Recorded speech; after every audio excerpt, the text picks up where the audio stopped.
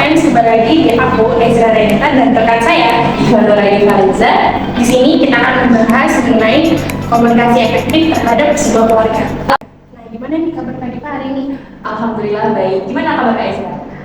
Sekarang aku juga baik aja sih, apalagi semester 6 meskipun banyak jadwal ujian ataupun praktikum, aku tetap baik-baik aja nih. Gimana Kak Diva? Aku sekarang jadi mahasiswi yang multitasking gitu ya, alhamdulillah ya. Karena juga alhamdulillah juga tugasnya banyak, terus jadi aset juga, jadi melatih skill multitasking aku juga. Oke. Nah, langsung aja nih kita akan membahas mengenai satu case. Mungkin akan dibahas oleh Kak Diva terlebih dahulu. Oh ya. Pada podcast ini kita akan membahas tentang komunikasi efektif dalam keluarga ya Kak Ezra. Tentunya yang pernah saya lihat tuh di vlognya Fadil Zaidi itu kan yang terkenal tuh Pak Mu ya. Iya. Kamu kan itu lucu banget ya kalau sama Fadil tuh kayak apa namanya kejar-kejaran terus kadang di prank Pak Munya gitu. Tapi itu kita ngeliatnya kayak lucu, harmonis gitu. Nah kata Fadil di sebuah podcastnya sama Nagita itu emang Pak Mu itu kayak gitu, itu adalah menunjukkan kalau Pak Munya itu sayang kepada anak-anaknya, protect gitu sama anak-anaknya. Nah, dari situ kita bisa melihat kalau komunikasi efektif itu penting dalam sebuah keluarga. Gitu, guys. Oke, itu menurut Kak Diva nih, kita akan membahas mengenai satu case yang dimana keluarganya itu ada komunikasi kurang efektif. Nah, saya pernah melihat sebuah artikel nih Kak Diva kalau salah satu pihak pasangan itu pihak si cowok itu melakukan perselingkuhan katanya. Katanya dengar-dengar sih karena komunikasi di keluarga itu kurang baik sehingga dia mencari pelarian nih dan memutuskan untuk melakukan perselingkuhan.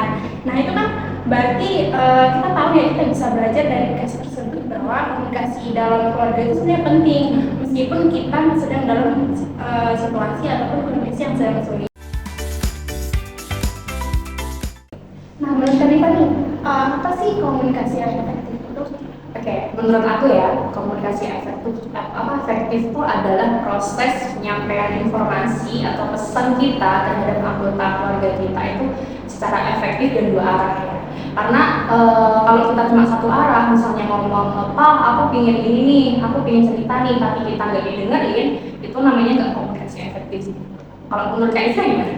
Kalau menurut aku ya, komunikasi efektif itu gimana kita bisa menyampaikan informasi itu tidak hanya bicara aja, tapi kita juga mampu memahami lawan kita gitu. Misalnya komunikasi sama ada apa, berarti kita juga harus bisa memahami si adik tersebut gitu. Dan komunikasi itu tidak hanya lisan, bisa juga melalui tulisan gitu Kak Diva.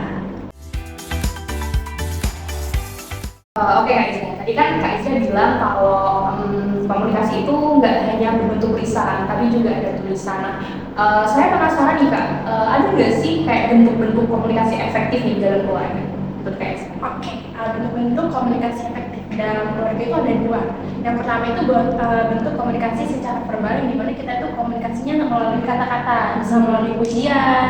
Mungkin Kak Diva bisa kasih contoh nih? Kayak pujian, ada pinter nih, dapat ranking 1, nanti papa gift coklat ya, kayak gitu ya. Seperti itu. Yang kedua itu bentuk komunikasinya adalah nonverbal atau bisa melalui gestur atau kontak mata, seperti itu Kak Diva.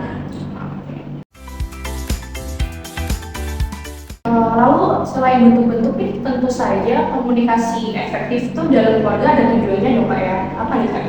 Oke, ketika kita berkomunikasi dengan keluarga pasti ada tujuannya dong. Yang pertama tujuannya itu adalah untuk memahami keluarga kita, baik itu orang tua ataupun saudara, kakak, adik ataupun abang kita. Yang kedua adalah tujuannya itu untuk menggerakkan seseorang itu untuk melakukan kegiatan atau perilaku ataupun sikap yang lebih positif. Misalnya nih aku ngarahin Kak Diva, aku tuh pengen komunikasi ke Kak Diva supaya besok-besok kalau misalnya habis kantor itu diperhatiin dong kamu seperti ini. Kan itu tujuannya komunikasi seperti itu Kak Diva. Oke. Oke, dari tadi ini kan Kak Diva nih yang nanya, sekarang gantian nih aku yang nanya. Gimana sih menurut Kak Diva terkait manfaat atau mungkin dampak nih terkait dengan komunikasi yang efektif dalam keluarga? Oke, mestinya komunikasi efektif ini menimbulkan manfaat dan dampak yang positif ya Kak Isra. Yang pertama adalah kita jadi menurunkan konflik atau bahkan kita meminimalisir adanya konflik dalam keluarga, yang dimana kan kita itu kayak komunikasi, apapun dikomunikasi sama keluarga, kayak bilang misalnya ada masalah tuh kita komunikasiin gitu, kita jalan pendam sendiri gitu. Yang kedua adalah kita jadi mengharmonisasikan hubungan kita antar keluarga, kayak adik dan kakak, terus ayah dan ibu juga, itu kan kayak rasa kepemilikannya tuh ada di dalam keluarga. Lalu yang selanjutnya adalah kita jadi percaya diri buat cerita sama ayah dan ibu. Biasanya kan ada nggak sih anak yang dia tuh malu buat cerita sama ayah dan ibunya. Aku itu dulu pernah kayak malu cerita sama ibu, sama ayah gitu. Tapi setelah aku pikir-pikir, ternyata orang tua itu bisa bisa kita jadiin rumah atau tempat curhat gitu. Buat masalah-masalah kita yang emang kita tuh nggak tahu jalan keluarnya gitu. Itu sih Kak Esther, mungkin manfaat dan dampak-dampak positifnya yang bisa teman-teman rasakan lah kalau kita menerapkan komunikasi efektif dalam keluarga. Dia kan tadi sudah membahas nih apa itu definisi dari komunikasi efektif, tujuannya, manfaatnya, kemudian juga ada bentuk komunikasi. Nah, menurut Kak Diva nih, apa aja nih hambatan dalam keluarga itu untuk menerapkan sebuah komunikasi efektif? Oke, hambatan ya. Mungkin ini aku ngambil dari keluarga aku sendiri ya. Kan aku kan bersaudara nih ya Kak Esther. Dan kebetulan itu cewek semua. Dan ayahku ini kayak Pak Mun tadi, beliau tuh protect gitu sama anak semuanya gitu. Apalagi dan saya semua ya. Dan kakak-kakak kan ada dua kan, itu kayak nyebar semua gitu loh, kayak rantau gitu. Apalagi aku juga kuliah di sini kan, jadi rantau aku jauh juga gitu. Nah, mungkin hambatannya adalah kedua orang tua aku ini gimana ya, kayak kurang paham gitu sama teknologi gitu. Jadi kadang-kadang tuh kayak ngirim pesan tiba-tiba terhapus, terus telepon kadang-kadang itu kayak dibisukan, dimatiin, itu kan kayak mengurangi efektivitas dari komunikasi itu sendiri dan keluarga gitu. Jadi mungkin itu hambatannya. Kalau Kais gimana? Kalau hambatan dalam keluarga itu sebenarnya saat ini orang tua itu bisa menguasai gadget ya Kak Diva. Dan adik-adik aku juga mereka bisa menguasai gadget. Jadi ketika kita ngumpul nih kan yang rantau itu aku sendiri, kebetulan adik aku yang satu udah kerja dan yang satu itu sekolah gitu. Jadi ketika pulang nih kembali ke rumah gitu, kadang kita udah satu rumah nih, tapi bisa tuh nggak komunikasi karena kita saling sibuk sama gadget masing-masing gitu. Jadi kan itu mengurangi komunikasi yang efektif tadi. Padahal kalau kita mungkin saling komunikasi, interaksi satu sama lain kan pasti komunikasinya akan lebih baik. Nah kalau perlu di keluarga aku, hambatannya seperti itu kan Pak. Oke. Mungkin selanjutnya adalah tadi kan berhambatan ya Kak. Mungkin pandangan gitu dalam komunikasi keluarga versinya Kak Izzy. Pola komunikasinya gimana sih? Kalau menurut aku yang pasti yang pertama itu kita harus ini sih Kak, memahami tujuan kita komunikasi ke keluarga itu apa aja. Terus yang kedua kita itu harus tahu nih Kak, apa aja sih yang boleh dan nggak boleh dilakukan ketika melakukan komunikasi. Semisal nggak boleh dilakukan itu membentak, meneriaki, karena kadang kan kita kalau ngobrol itu yang keterima emosinya dan energinya gitu. Jadi kita harus memperhatikan hal-hal yang boleh dilakukan dan nggak boleh dilakukan ketika komunikasi. Mungkin seperti itu sih Kak. Ya.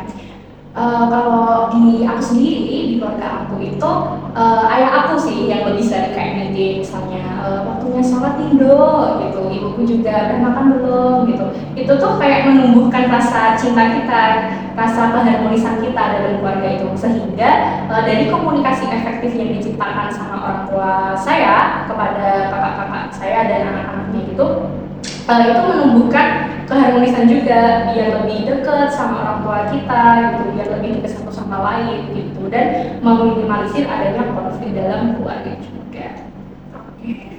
Bagus banget ya pembahasan kita pada hari ini. Selanjutnya mungkin Kak, apakah ada yang dibahas lagi Kak? Mungkin konsisten aja ya langsung. Dari Kak Diva atau aku dulu nih? Boleh Kak Izzy dulu deh. Oke, kalau dari aku itu ya Kak Diva, aku pernah melihat sebuah jurnal yang membahas tentang komunikasi efektif dalam keluarga, yang dimana ada kalimat yang menyatakan bahwa hasil dari komunikasi yang efektif dalam keluarga itu akan memberikan rasa bahagia, percaya diri, dan juga saling memahami satu sama lain. Jadi kalau misalnya satu sama lain ini saling memahami kan pasti menganggap bahwa keluarga itu menjadi rumah dan tempat untuk cerita ya, dalam Betul sekali. mencari solusi ketika menghadapi masalah. Mungkin seperti itu sih Kak, kalau semester mendadak. Ya. Jadi kan Kalau dari aku, ini dari pemusik sih di luar negeri ya, namanya itu Peter Buffett. Dia itu bilang kalau komunikasi itu adalah obat untuk mengobati konflik keluarga yang pelik dan ruwet. Kita tidak perlu memandang besar kecilnya rumah, tetapi dalam rumah itu tetap ada cinta di dalamnya. Oke, mungkin itu aja kali ya Kak Diva, podcast kita pada hari ini. Kita juga udah membahas banyak hal mengenai bahwa komunikasi itu pasti hal yang penting gitu, jadi fondasi dalam keluarga. Jadi kalau misalnya komunikasinya kurang diperhatikan, pasti akan ada konflik ya Kak ya. Oke. Dan itu bisa juga jadi modal kita nanti kalau misalnya kita udah berumah tangga, kita bisa mencontoh nih pola komunikasi dari orang kita yang baik. Jadi kita bisa belajar dari yang sebelumnya gitu ya Kak. Oke. Oke, mungkin cukup untuk podcast hari ini. Kita izin pamit. Saya dari Diva Nuda Fariza dan rekan saya Ezra Renita. Kami pamit undur diri. See you teman-teman.